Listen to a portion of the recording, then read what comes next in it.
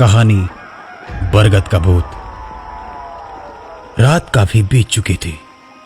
एक बार फिर रमेश की पोस्टिंग रामनगर हो चुकी थी। क्योंकि सुबह रमेश को इलेक्शन की ड्यूटी पे जाना था, इसलिए आज की रात उसका पुलिस स्टेशन पहुंचना बेहद जरूरी था। बस से उतरते ही रमेश ने आसपास देखा तो कोई सवारी नजर नहीं आई, तो वो पैदल ही जाने लगता है। कोई बात नहीं, 1 किलोमीटर की ही तो बात है, जल्दी ही पहुंच जाऊंगा। रमेश अपना बैग और बंदूक लिए तेजी से चल रहा था और जैसे ही बरगद के पेड़ के पास पहुंचा, पीछे से एक आवाज आई, आ गए तुम। रमेश डर जाता है। पीछे मुड़कर देखता है तो कोई नहीं है। फिर जैसे ही सामने मुड़ता है तो देखता है कि बरगद के पेड़ के नीचे कमलनाथ हवा में खड़ा है। उसकी आंखें नीली, कंधे पर बंदूक और खून से सनी वर्दी।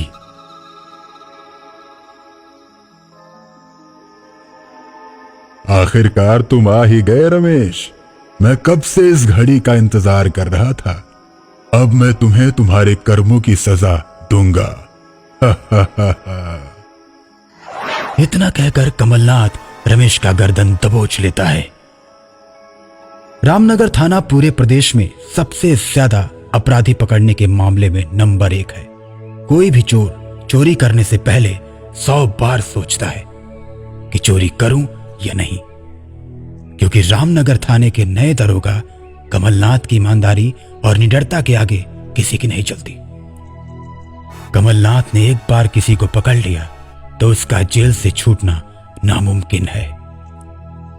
कमलनाथ के आने से थाने के सभी पुलिस वालों की काली कमाई बंद हो चुकी है और अब सभी घूसखोर पुलिस वाले और अपराधियों की मीटिंग होने लगती है।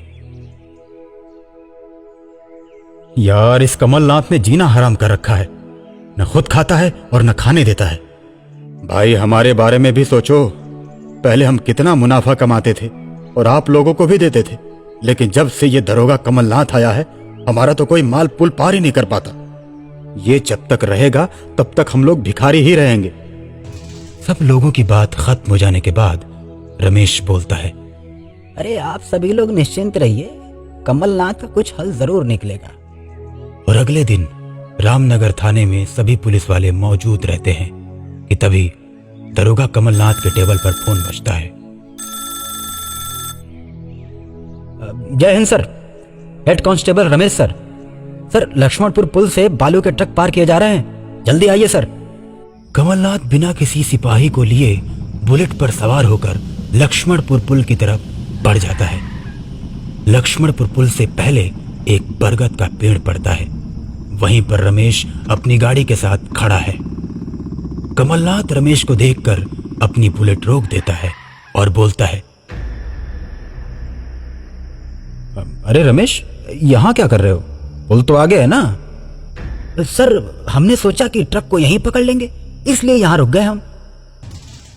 कमलनाथ थोड़ा सोचने के बाद बोलता है, सही कह रहे हो, हम ट्रक को यहीं पकड़ेंगे, आने दो ट्रकों को।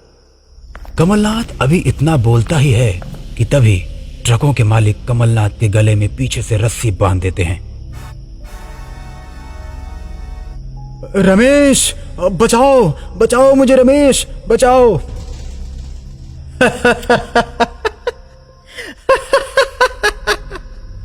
कमलनाथ, तूने हम सब के नाक में दम कर रखा था। न तू खुद खाता और न हमको खाने देता था, इसलिए हमने सोचा कि तुझे रास्ते से हटाना ही ठीक है।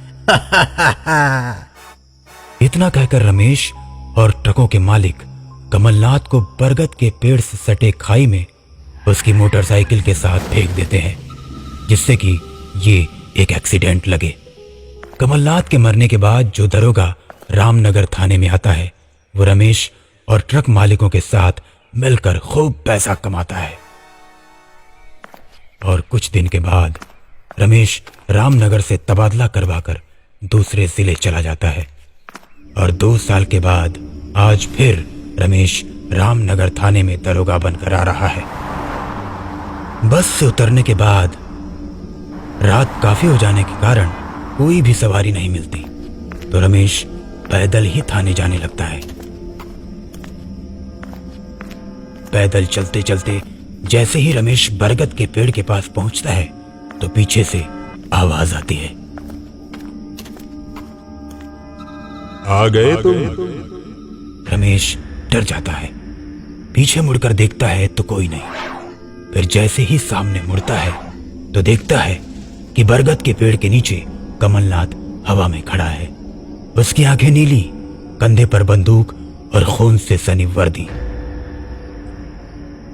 आखिरकार तुम आ ही गए रमेश। मैं कब से इस घड़ी का इंतजार कर रहा था। अब मैं तुम्हें तुम्हारे कर्मों की सजा दूंगा।